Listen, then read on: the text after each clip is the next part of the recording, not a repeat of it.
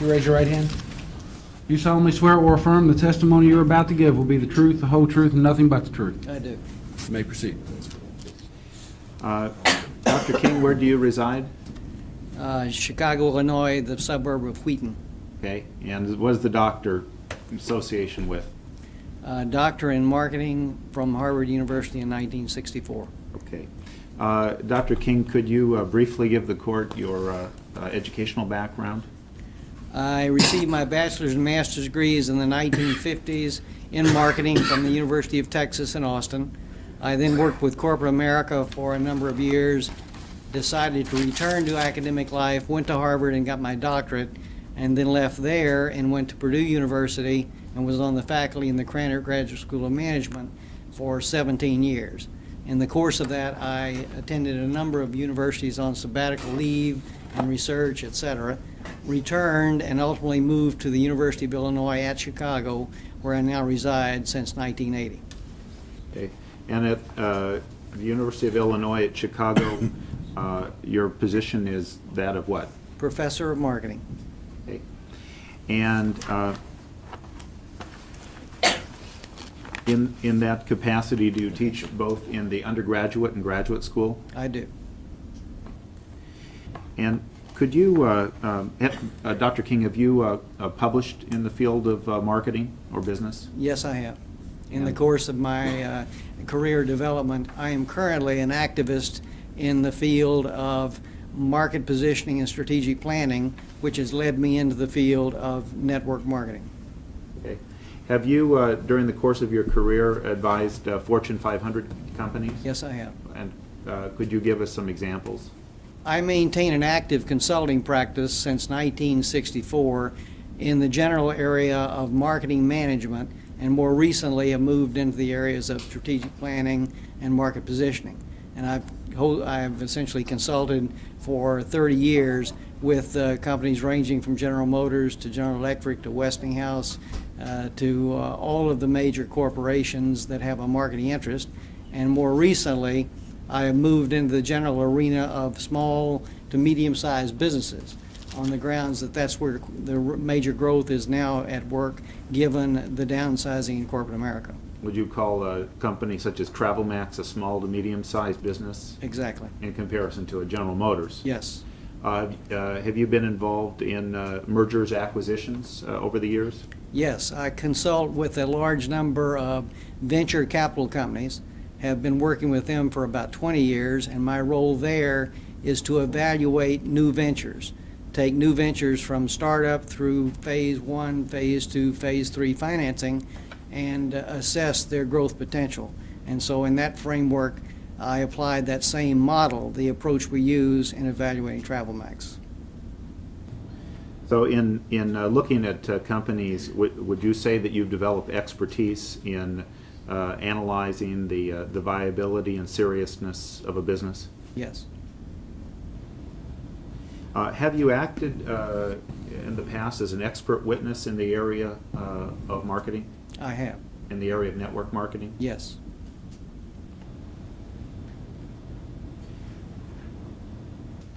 Could you explain to the court how you developed an interest in the area of network marketing? In 1990-91, we had a major recession in the Midwest and particularly in Chicago. And as a result, many of our students were graduating and not being interviewed. Our alumni were coming back to us victims of downsizing in that first round of downsizing. And suddenly we were faced as a public institution with unemployed students, a very politically vulnerable posture. So the end result was my dean came to me because of my outreach experience and asked, were there other career alternatives to replace traditional business? And so I went out into the market and started looking. I looked at starting your own business. I looked at the home-based business alternative from stamping envelopes to desktop publishing. I then moved from there into franchising, moved from franchising into direct selling. In that arena, I found network marketing. Now, I was extremely skeptical. Being a Harvard graduate in this industry, it is rumored that they teach network marketing at the Harvard Business School. That is a classic industry lie.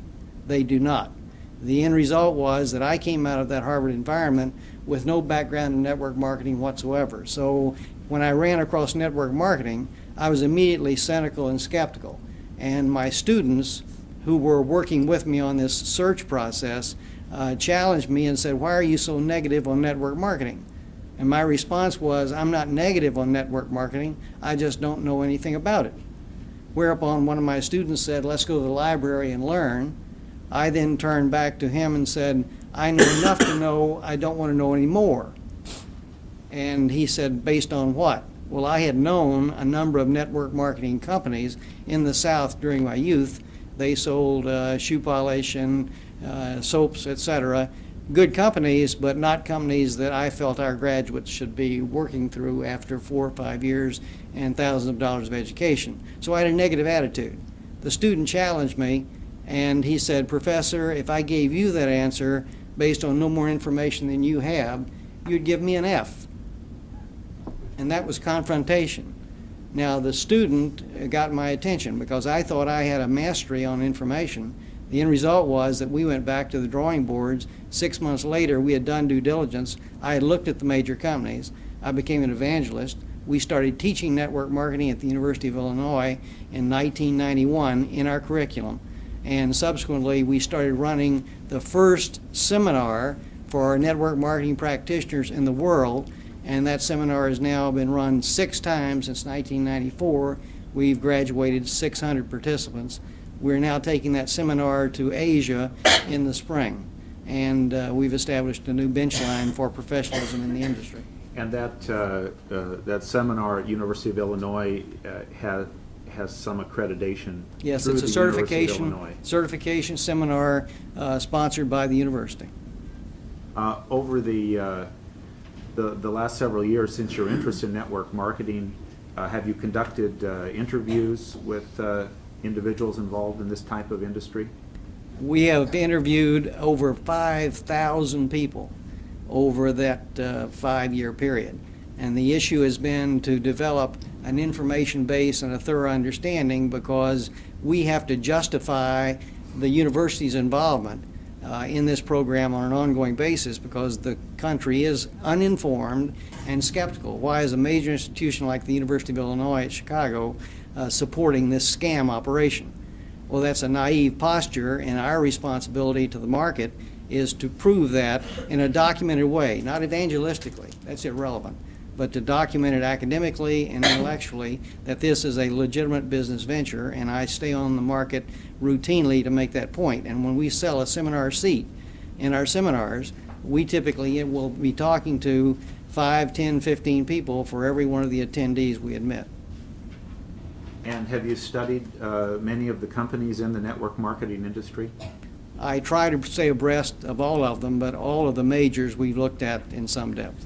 And would you say that you've developed expertise from a marketing standpoint and an academic standpoint as to the criteria that constitute valid, legitimate companies? I think I have, yes. As opposed to illegitimate pyramid recruitment schemes? Yes. Your Honor, may I approach the witness? You may.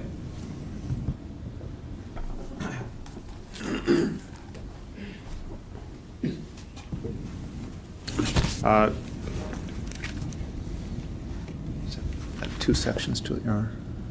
Yeah. Yeah. Dr. King, I'm going to hand you a document. If you would identify it, please. This is my set of credentials, document 15, biographical sketch of Charles W. King. And in this document are several subparts. The first piece is a short biographical sketch which I give to clients or people who inquire. The second piece deals directly with the introduction to the UIC Certificate Seminar in Network Marketing, outlining our educational package. The third piece is the brochure we use in promoting that seminar. The fourth piece has to do with development of a network marketing institute at the University of Illinois, a proposal I made in March of this year, which has now been approved by the university as being funded, and we are launching that program to make the university an information clearinghouse for the industry, totally independent of the regulators, of the trade association, et cetera. And the last document is my traditional academic curriculum vitae, which gives the usual content that we would submit to the courts. Your Honor, we would offer Dr. King as an expert witness. Any questions of this witness, voir dire of this witness, Mr. Turner? No, I have no questions at this point. Your Honor, Cross-examination. we would offer exhibit number 15. So admitted.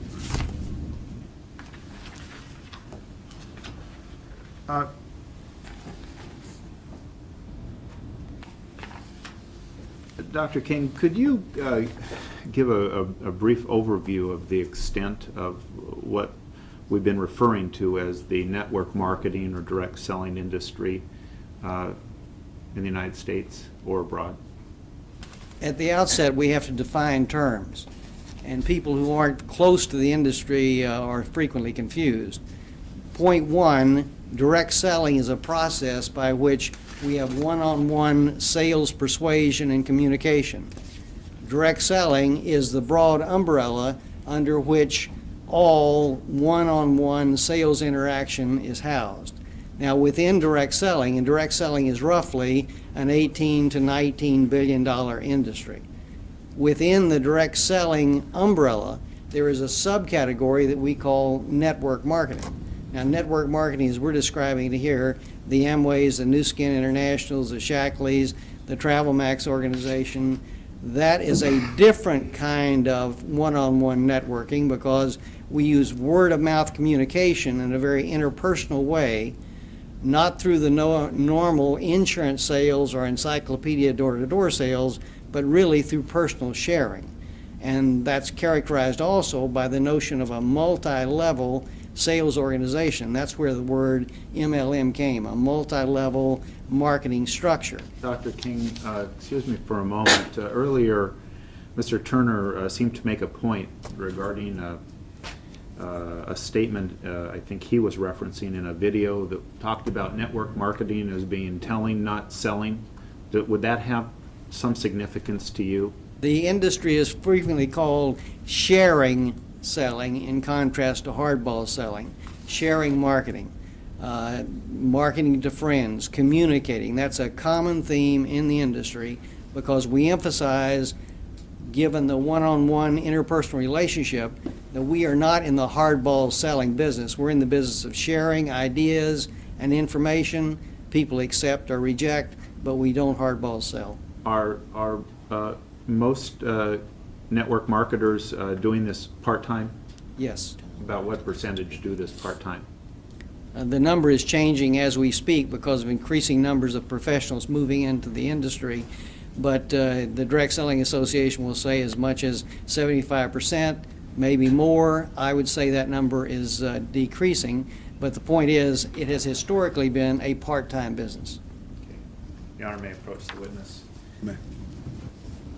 You mentioned the Direct Selling Association. Yes.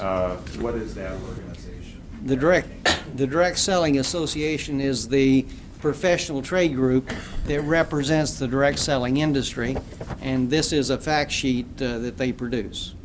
How many such trade organizations are there in the United States? There are two primary ones. The Direct Selling Association is the dominant one. The second one is the MLMIA, which is the Multi-Level Marketing International Association, and that is much more specific to the network marketing sector. Okay, and DSA located in Washington, D.C. Correct. And MLMIA located in California. California. And what, could you identify exhibit number 16? Number 16, I see it. A fact sheet, 1996 Direct Selling Industry-Wide Growth and Outlook Survey. And does this document represent, to your knowledge, an overview of this industry? The overview of both direct selling and network marketing.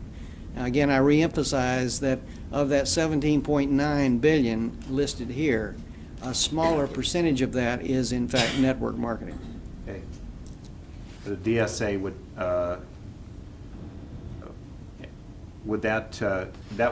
this would not track the sales of pyramid schemes, I assume? No.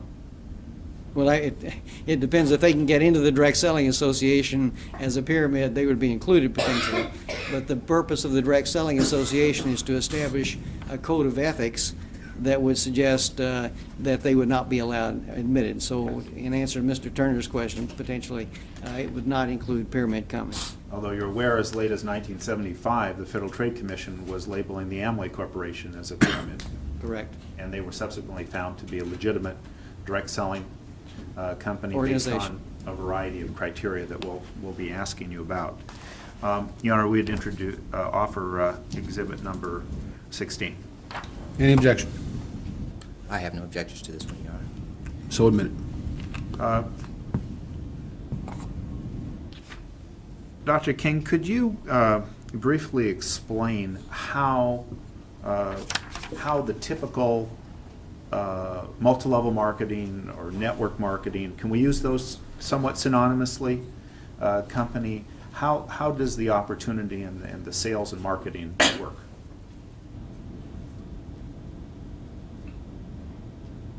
Would you be more specific? Yeah, please? okay. Let's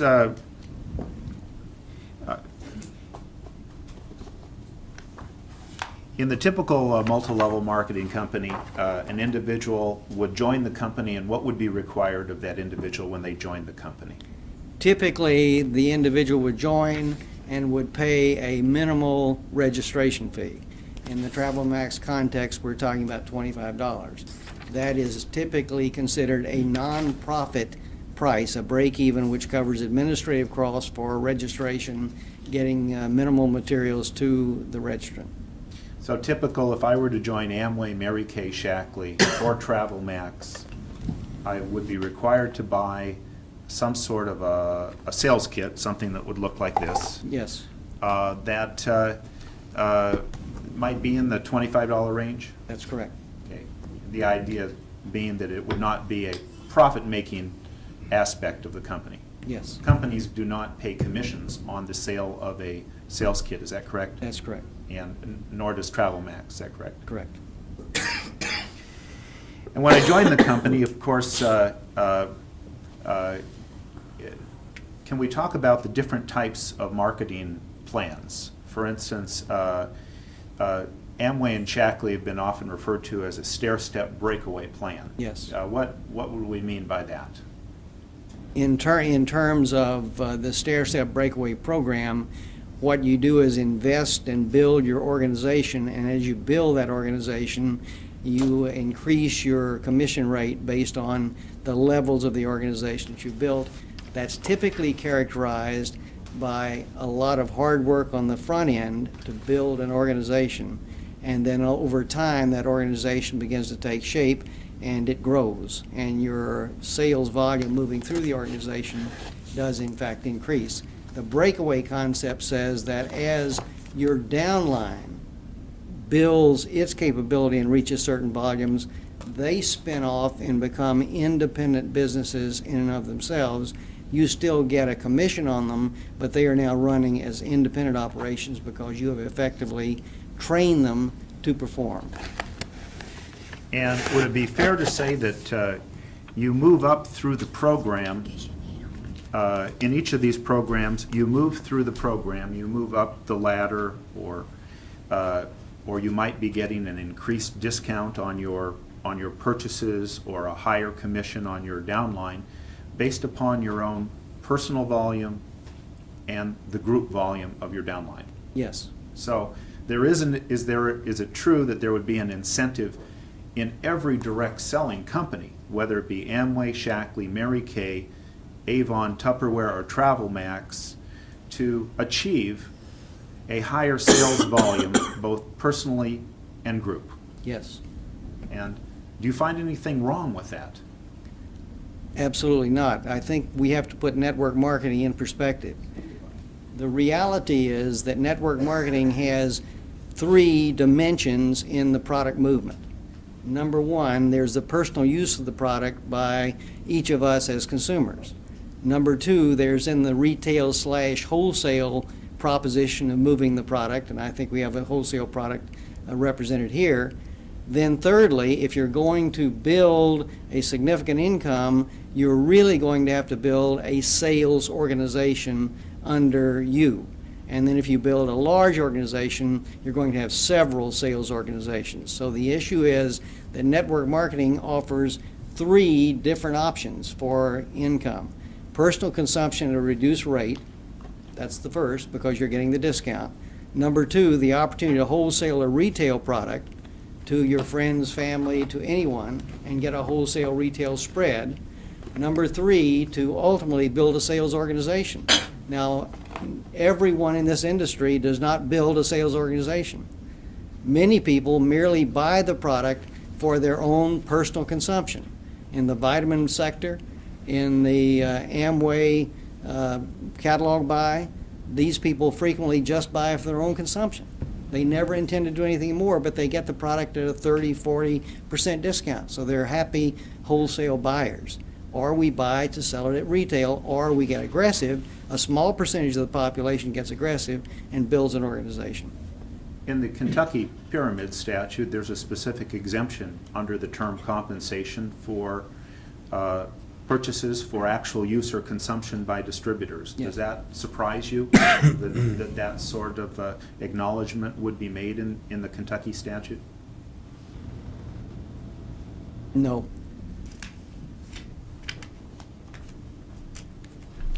Your Honor, may I approach the witness? You may. Dr. King, I'm going to be handing you some compensation plans. All right. Exhibit number 9 is the plan of TravelMax.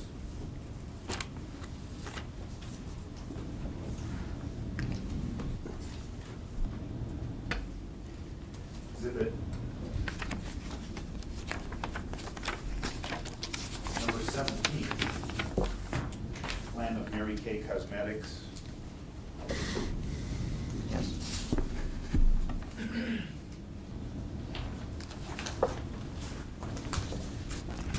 Exhibit number 18, plan of Shackley.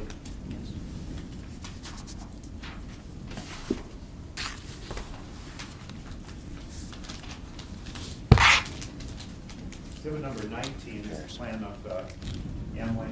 Yes.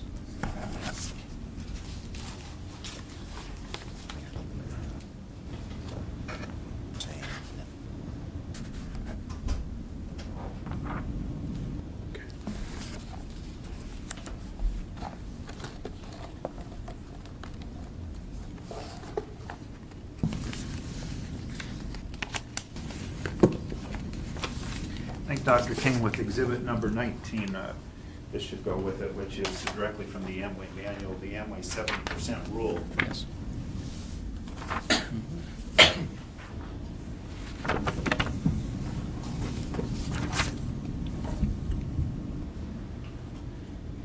Dr. King, you're familiar with these compensation plans? Yes.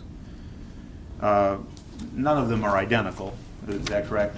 Exactly. There's probably no plan in the direct selling industry that is identical one to the other. That's correct. But what I'd like to ask is, do you see common components in all of these plans? Yes. And what would you describe as common to all of these plans in terms of how they work? I think the number one issue is that product or service must be moved as the primary basis for compensation. That's the first point. Then each of the plans rewards in a somewhat different way based on performance by the individual distributor. But I emphasize that the important thing which separates these plans from the pyramid scheme concept is that a definitive product or service does move, which has a value-added equation to it. So when you're buying Amway, when you're buying Shackley vitamins, when you're buying TravelMax, you're clearly getting a value-added component in contrast to the pyramid scheme from which there is derived no value added.